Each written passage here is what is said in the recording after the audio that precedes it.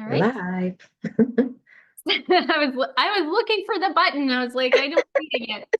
So setting up leadership with boundaries, a guide to empathetic leadership. That's what we're going to be talking about today. And there is an exciting opportunity that we're going to share with you. So some of you may already know, and for others, you might not know yet. This is something brand new that we've been keeping secret for the past month. So all through December, we've been hanging on to it, and we finally announced it just this past week. So first off, my name is Melissa. I'm an executive coach and a management consultant. And what I do is I work with leaders. I help leaders build up their people skills. I help them be more influential, and I help them bring out the best in their people and build up high-performing teams. So my focus, my expertise is really the people side of business. I work with leaders who already have a good foundation. Some of them have already a ton of experience. So I usually don't work with new leaders, although that's not always the case. Sometimes I do, but most of the time I'm working with leaders who have been in a leadership position for some time, 5 years plus, and they know what they don't know. And they know the pain of leadership, and they know who they want to be as leaders. And they're wanting to bridge the gap. They're already coming in with a ton of knowledge, a ton of know-how, and they're looking to step it up. So I'm working with leaders who are on the arc of good to great and great to excellent. And that's just a little bit about me. I'm a professional certified coach, meaning I have done coach training. I have coaching contact hours up the wazoo. I do about 30 hours of coaching weekly, and I have been doing so for years. So joining me today is Kelsey Ann, who is part of my team. Kelsey Ann, you have the floor. Perfect. So I am your director of operations, and I'm here. I scheduled these lives to share value and to come and talk about what leaders are facing on the ground with their team.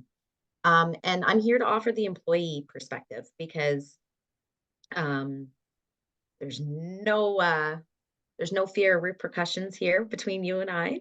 And I share openly from my past experience in corporate. And I think there's a lot of people that can resonate with the employee perspective, if not in them themselves, but they have employees that might feel like that, or You they feel themselves have felt like that at one point in time.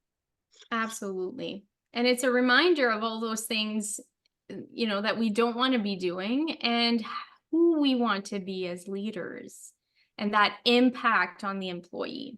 Definitely. And it's hard when things are busy to slow down and to think about these things. We're thinking about the checklist. We're thinking about the next goal. We're thinking about performance. We're thinking about outputs. But how often do we get to think about who we are as leaders? Not enough, not enough. So thank you for joining me today, because that's what we're going to be talking about, who we are as leaders. And boundaries being one of the main point of discussion today. And boundaries are, when we looked back, Kelsey and I, on the year, we do a year in review. We've looked at what were the common themes. And the need for boundary has been one of the major themes for my clients in the past 6 months. And that is born out of being empathetic.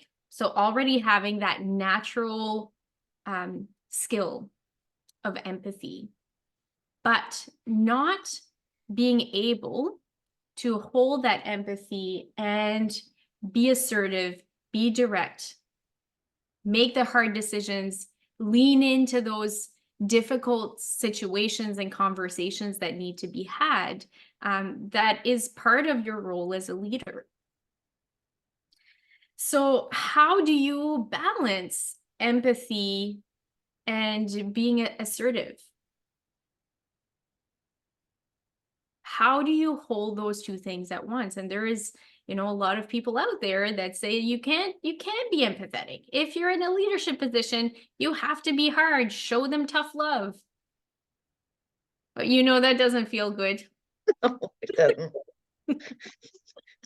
I always picture when you say stuff like that, like people, and I've heard it, leave your emotions at the door, as if you can just take it like, a backpack and just put it off and put it at the side and say, no, I'm going to leave my emotions outside my office or outside the building. It's not possible. Absolutely Yeah. not possible. Yes, Carolyn, this will be recorded. Yes, you can come back to it. So Kelsey Ann, little note to send Carolyn the The link, yeah. link. Yeah, perfect. So empathy. You don't want to sacrifice empathy, and you shouldn't sacrifice empathy. I know we don't like to use the word should. I'm going to use it. You should not sacrifice empathy. Why is that? Because it's important. It's important to you as a person. It's important to the other person. Mm-hmm. So Kelsey Ann, as the employee, what's the difference between what's your lived experience? What's the difference in your lived experience between a leader with empathy and a leader who's shut it off?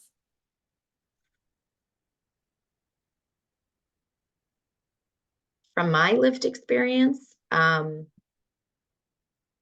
definitely, I know I've been more engaged, more involved with the leader that was empathetic versus where I was not. I was shut down. I was turning off. I wasn't producing as much for those leaders that were shut down to me. I didn't have that connection. I didn't, I wanted to do good for my paycheck, right? To get my paycheck and earn my paycheck, but um, I didn't feel that connection Right. that I did, and I like, to be quite honest, you are the first real boss that used empathy and leveraged it, because I was in corporate previously and it was always, that was like left at the door. So it's been a big change working with you and seeing and feeling and living the difference of empathy and boundaries, because we've had some difficult conversations, right? I knew they were coming, you knew they were coming, but we both left them feeling better about the situation than when we entered that conversation. And you're you're a leader that's a very straight shooter, right? You don't candy coat it, but you're not hard and mean about it. Yeah. It is what it is, and then we talk about it and we're able to work through it. But I don't think I would be as receptive if you weren't leading with that empathy that you do. Yeah. So what I'm hearing is your level of engagement is very different, right? What is engagement? Emotional commitment to the effort. Emotional commitment. And what is empathy? Empathy is the ability to understand another person and to pick up on the emotional data. So isn't it important to understand the emotional data to secure emotional commitment? Definitely. And isn't that what we're all looking for? We want them to be engaged. We want them to come and want to do the work. We want them to want to be their best. We want them to perform well and be productive. It's going to be really hard for employees to perform and be productive if they are not feeling it. Mm-hmm. Unfortunately, we cannot leave that at the door. No. They're feeling something because it's part of biology. So either they're feeling it or they're really not feeling you. Yeah, definitely. They're feeling something. So empathy is important. What is the pitfall with empathy? So as an empathetic person, we both are. Yes. What's the trouble we get into? The trouble I've realized is that there's a lot of empathetic people that don't really understand what empathy truly is. Empathy, it's kind of like a popular word these days, or so it seems. Um, and we have these misunderstandings about what it is and what it actually, what how you actually live it and should live it. Because it shouldn't feel like weights on your shoulders and you're carrying everybody's, and I know myself, that's the way that I used to feel, Yeah. right? So if this is the way that I'm practicing empathy and I'm opening up myself and I'm taking responsibility for other people's problems, now what? Now you're burdened with other people's problems and you've taken away their power because it's really not you. It's not on you to take over their stuff. It's kind of on you to help them manage their own and take it over it and work through it themselves. Exactly. So that boundary right there, it's up to them to take ownership, right? Mhm, Ah, so I can listen, I can understand, and I can hold a boundary of ownership. mhm. That is one example of boundaries. So how do we have healthy, functional empathy? Boundaries. That is going to be the difference maker. And I say the word boundaries, and I know every single person watching this right now says, yeah, yeah, yeah, I know. I know. And we all know this. It's not like a new concept. No, And yet, and yet, and yet, are we doing it? not always. Do we know what the boundaries are? Like if I were to ask you, can you write down what your boundary is in a sentence? One of your boundaries, any boundary. You should have many boundaries. You Yeah, know, can you write it in a clear sentence? depends on the boundary, I guess. Right? There's boundaries that, I've never thought to actually write it down and say, okay, this is my position in Yeah. a clear and then to it's one thing to write it down, but it's another thing to communicate it too in a Mm-hmm. very clear way. And then that's the next point is, do we know how to communicate it in an empathetic way Mm. in a conversation? And then do we know how to respect those boundaries? All right, so let's dig into boundaries. You ready? I am. Okay.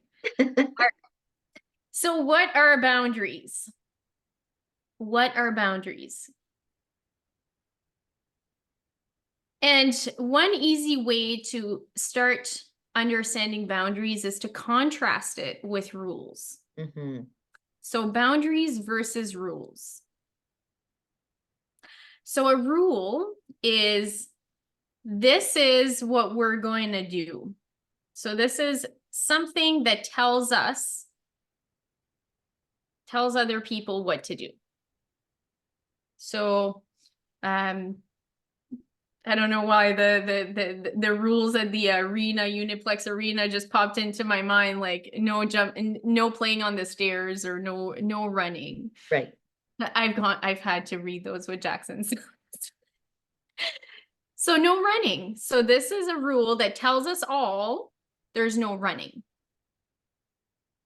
So it's telling us what to do. It's laying a baseline for all of us to know how to operate. But when it comes to a boundary, it's not something on the outside that tells us what to do. A boundary comes from within. Now, my boundaries are different than your boundaries. They're different from Carolyn's boundaries. They're unique as a fingerprint. Hmm. And there's something internal. So it's not something outside of us to tell us what's right or wrong. It's something internal to tell us what's right or wrong for us. It is a sort of GPS. And our emotions give us a lot of information about what is okay and not okay with us. Hmm. So a rule comes from the outside, a boundary comes from the inside, and it is unique to every single individual. So if we want a boundary respected, what do we need to do? We need to communicate it, because otherwise they're not going to know. They're not written on a wall, and we can't wait for people to respect it. So if you're feeling like my boundaries aren't being respected, I would invite you to think about, how are you respecting them? Mm. Are you aware of them? Are you clear about them? Are you communicating them? Are you maintaining them? I think there's a lot of people, myself included, that assume boundaries are just going to be respected, right? Oh, they should know. But how?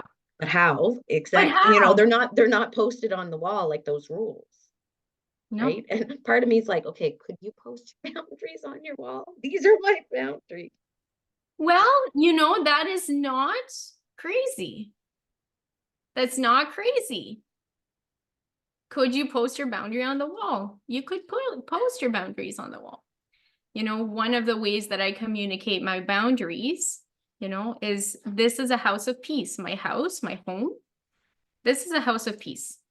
And I speak that, and everyone that comes into my house, I tell them, this is a house of peace. What am I telling them? You don't want any drama or fighting or anything of the sort. And if There's they no can't respect the fact that this is a house of peace, they might just have to find somewhere else to go.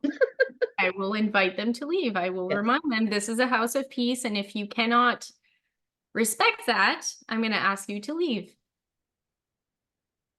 Or I can't let you in. Mm-hmm. And those are my boundaries. So that's an example of a boundary. But, that's not every house. No. My house. That's a rule. I don't fight in my house. I don't like to fight in just Yes. it's a rule, but there's You no go outside. No. there's no fighting in my house. No. All right. So boundaries, is that becoming clearer? It is. All right. So we need to know our boundaries. I think too, just sorry to rewind a little bit, thinking about rules as external and boundaries as internal makes it even more important for you to actually communicate what those are, because if you don't communicate them, nobody will know. Absolutely. Absolutely. So knowing what they are is really the first step. Mm-hmm. And we can't ask people to respect them if we don't know what they are and if we're not ready to respect them. So let's say I say my house is a house of peace. I let people in my house and they sit down at my table and they start having an argument. I've communicated, right? But am I respecting it? They aren't. But if I'm not respecting it, why would they? Mm-hmm. Am I reinforcing it? Mm-hmm. So I can start sharing. Once I know what I know my boundaries, I can start sharing them. So knowing the boundaries, sorry, I was getting kind of ahead of myself. Knowing the boundary. How do you know your boundaries? You have to check into yourself. Mm-hmm. What comes up? If it feels yucky, it's probably, those boundaries probably aren't respected. They're probably not clear within yourself too, right? If you're getting a lot of feelings about it. Yeah. And usually it comes with a feeling of unfairness. It might not even be clear, like, oh, they're not respecting my boundary. You may not have gotten there yet, or that a boundary is needed. Mm-hmm. It might come as a feeling of unfairness, or like, oh, this is not working for me, or this is unhealthy. I don't like this. This doesn't feel good. It starts as Mm-hmm. a feeling that we can then explore to figure out if a boundary is needed. Mm-hmm. And then you can start communicating them. So I'm going to step away from the example of my house and now start talking about leadership. So once I figured out my boundaries and I want to share them, how am I going to do that? I've shared boundaries with you, Kelsey Ann, before. I share them often. Hmm. Um, it's very conversational. It's not super formal. Like I don't expect the hammer to come down on me, but you communicate them and you communicate them. You're very clear. You've obviously done the work to write it down, to know your boundary, to be able to clearly communicate it. Um, and you're always very clear on when you're saying a boundary, what you will do and then what I'm to do. Like, usually you're there to support, but you're not there to take over and to do it and whatnot. And you're very clear in your communication. This is what I'm going to do. This is this is what I'm doing, but then this is you. Like this, and this is you. So often those boundaries in leadership sound like, this is my role. So my role as your manager is to blah, blah, blah. Your role is da, da, da, da, da. My role, your role. Communicating my intentions. In this conversation, my intent is to find a happy medium. Hmm. My intention is to figure out what's going on for you. My intention is to figure out what obstacles are really the obstacles we need to be tackling. These are Hmm. 3 different intentions. This is not one conversation. This is 3 examples of what an intention might sound like going into a conversation. What I will do, what I won't do.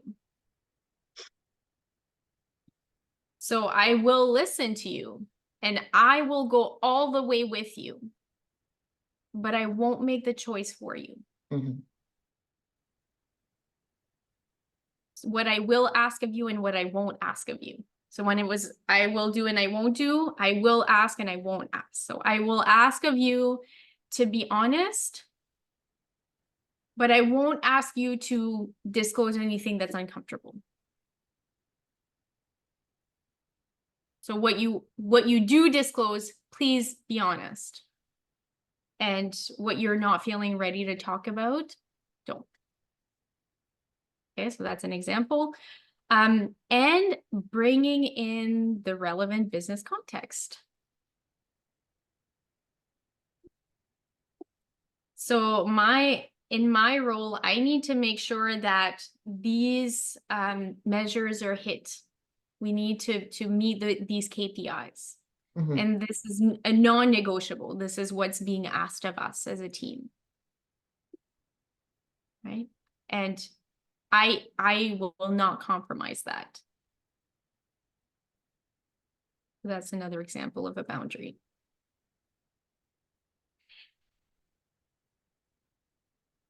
But boundaries shouldn't sound like walls. It should sound like an invitation on how we can work together. It shouldn't be, I don't want to hear it. Or stop doing that. That's a rule. Yeah. Stop doing that. That's a rule. That's an external. But here's what I will and won't accept. Here's what I'm okay with and not okay with. If you want to work with me, this is how I do it. What's coming up for you, Kelsey Ann, as I'm giving lots of different examples here. I hope you guys are taking some notes and thinking about your own situation and how you might communicate something that's happening right now. Hmm. A boundary that you need to assert. I think what's coming up is just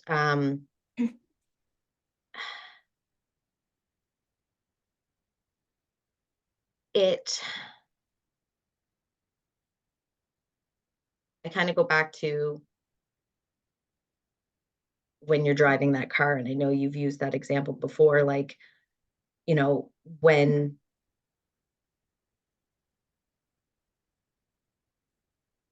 you're allowing me to drive my own car by making my own decisions, and you're Mhm. not deciding to, you know, kick me from my driver's seat into the passenger seat and um,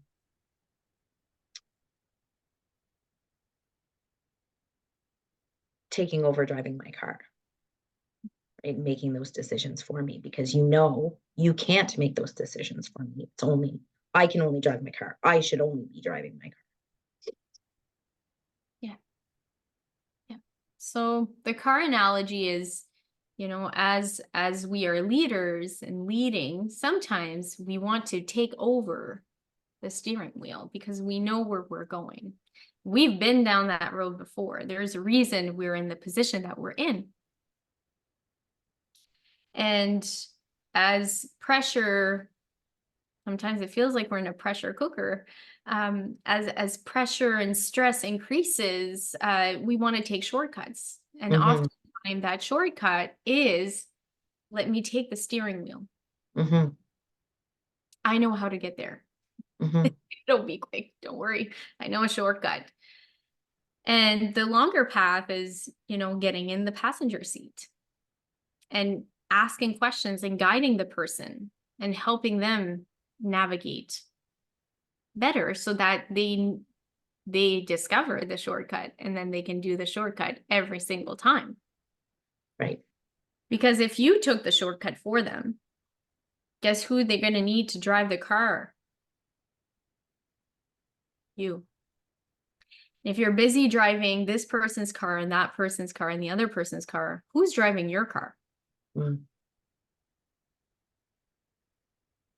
You only drive one at a time. And if you're trying to hold all these steering wheels and get everyone in the same direction and your car's left behind, are we achieving? Are we performing? Mm-hmm. And how are you feeling? Not very good. Stressed, overwhelmed, depleted, burnt out? So what's that boundary that you might need for yourself? I can drive anybody else's cars. Driving the other cars. And that's a choice you're making. Mm-hmm. So who is that boundary with? Yourself in that case. Yeah.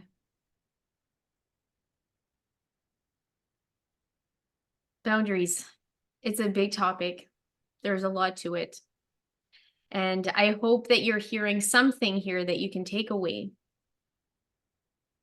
and start using for yourself. Maybe a new way to think about your boundaries, maybe an exploration of a situation that hasn't felt right. Maybe something that you've known and you want to speak, Mm-hmm. or maybe a boundary that you need to set up for yourself and respect for yourself. Boundaries are more about the relationship that we have with ourselves than others, because it does start with ourselves. If I tell Kelsey Ann, this is a house of peace, and I'm not peaceful in my house, what am I telling Kelsey Ann? Your house isn't a house of peace. Don't worry about it. There's no real boundary. I'm speaking it. It's Right, aspirational. It's not real. right. And we model for people our boundaries. We don't just speak them, we model them, we maintain them. And this is why all of this is not so easy. Mm-hmm. We can talk about it. We can give examples. It is not so easy. There is a deep exploration there. Mm-hmm. And that's why we have a secret. Not It's so not so secret. secret. Not so secret. But I've decided to do an in-person event to create a space for you to actually explore all of these questions with your coach. So we are going to meet January 13th, which is a Saturday, to make it easy. You don't have to miss any work to do this for yourself. And we're going to be meeting in person at the Shediac Multipurpose Center. Lunch is provided. All your materials are provided. All of the prompts are provided. All you need to do is make a decision to show up for yourself. And come join me for a full day to take a deep dive into what you want for 2024. What will make your 2024 successful as a leader, and what boundaries you're going to put in place, how you're going to communicate them, and how you are going to maintain and respect them. So that this time, at the end of the year, you have had the year that you wanted. Mm-hmm. More ease, less struggle, more ease, better relationships, more effectiveness as a leader, feeling more confident in speaking what you need to speak and still maintaining your relationships, and going home to your family a much healthier, more energetic person. Mm-hmm. And I don't know about you, but that is what I want. Absolutely. Energy. We talk about wanting balance. We talk about wanting health. Absolutely. That's the pathway to energy. And we need energy to show up as leaders. We need energy to show up for our families. We need energy to show up for our life. Mm-hmm. And to make space for that balance and that health, we need boundaries. Mm-hmm. Kelsey Ann, what do you want to add here about the event? There's limited seats, so we've already sold a few, and we have an offer right now that when you buy one seat, you're actually getting two. So it's a BOGO offer. So you can bring a friend or a colleague with you and really show up, both of you show up and do that deep dive into your boundaries. Anybody who has any dietary restrictions, there will be gluten-free and vegan options available for you.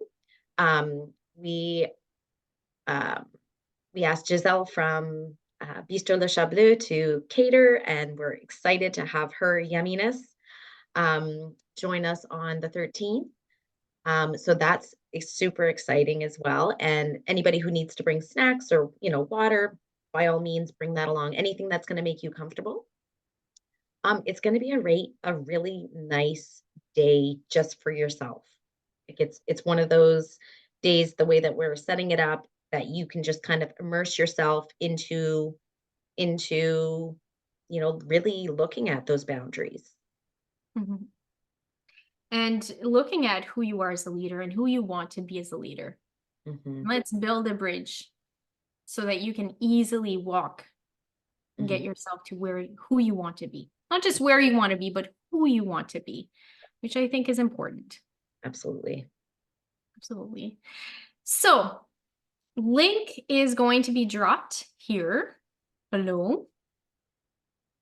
Thank you for joining us today. Yes. It's always lots of fun. Bring a friend. That friend is going to become your accountability buddy. Yeah. You don't need to share the details of your thought process with them. You will have your own blueprint, your own workbook for you to work through. However, it is nice when you can share it, when you can speak it, and you're creating accountability so that that one-day workshop that's going to feel really, really good, you can move forward and you have that accountability in place to move forward into your year. So that's one of the reasons why we're doing the BOGO, is because I want you to be able to have that accountability moving forward. And that's the other thing that I forgot to mention is the workbook. So anybody who has attended any of your in-person or, online events, you give out a workbook, and these workbooks are phenomenal. They're a lot of, your clients reuse them again and again and again because they are so useful. There's a lot of gems in them. So anybody coming, they're going to get And again, um, a topic that you haven't really, you've done little bits and pieces, but this is like a really immersive deep dive into it that I think it's going to be phenomenal. Yeah. Yeah, absolutely. And that blueprint is going to be a rinse and a repeat. So whatever you work on the day, you'll be able to take that same system and repeat it for other boundaries, other situations that you're facing Hmm. and that you want to work through. Hmm. And that can become a coaching tool to help others Hmm. through their situations, because man, oh man, spread it, right? Let's make an impact. So invest Definitely. in yourself, make a difference for yourself, and start making a difference for others. Have a beautiful day, As well. and we will see you on the 13th. Yes. Limited And seats, yep. Limited seats. small group, Yep.